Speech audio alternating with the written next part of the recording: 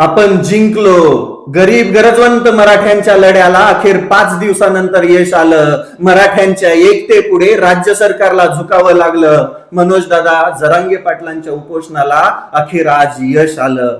प्रमुख मागणी होती हैदराबाद गॅझेट लागू करून त्याची अंमलबजावणी करण्याची, जेणेकरून असंख्य मराठा कुटुंबांना कुणबी नावाचं प्रमाणपत्र भेटेल आणि गरीब आणि गरजवंताची लेकरं आरक्षण घेऊन नोकऱ्या आणि शिक्षणामध्ये पुढे जातील. हैदराबाद गॅझेट लागू करण्यासाठी राज्य सरकार तयार झालं आणि राज्य सरकारने GR काढला. हा मराठ्यांच्या एकजुटीचा विजय आहे. सातारा आणि औंध संस्थांचं गॅझेट पुढच्या 1 महिन्यामध्ये अंमलबजावणी करणार, त्याच्यासाठी पण GR काढला. मागच्या काळामध्ये मराठा आंदोलकांवरती जे गुन्हे दाखल केले होते ते सप्टेंबर अखेरपर्यंत सगळे मागे घेतले जाणार, त्याच्यासाठी पण GR काढल्या जाणार.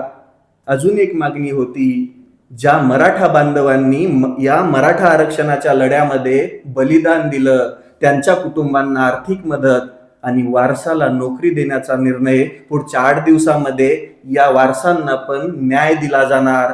हा पण निर्णय राज्य सरकारने घेतला. मराठा आणि कुणबी एकच आहे, हे पुढच्या 2 महिन्यामध्ये याची पण अंमलबजावणी करणार.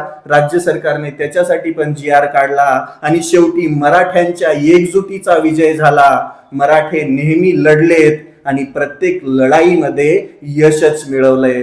मनोजदादा जरांगे पाटलांच्या उपोषणामुळे राज्य सरकारला झुकावं लागलं. मराठ्यांच्या एकतेपुढे राज्य सरकारला झुकावं लागलं. राज्य सरकारने मराठ्यांच्या मागण्या मान्य केला. राज्य सरकारचे पण हार्दिक आभार आहेत. या लढ्यामध्ये ज्या बांधवांनी एकजुटीने सगळे लढले त्या सर्वांचे हार्दिक अभिनंदन. ज्या बांधवांनी मराठा आरक्षणाच्या लढ्यामध्ये बलिदान दिलं त्यांना भावपूर्ण श्रद्धांजली. आता गोरगरीब मराठ्यांची लेकरं कुणबी नावाचं प्रमाणपत्र घेऊन नोकऱ्या आणि शिक्षणामध्ये आरक्षण घेऊन पुढे जाणार आणि हा विजय आहे मराठ्यांच्या एकजुटीचा.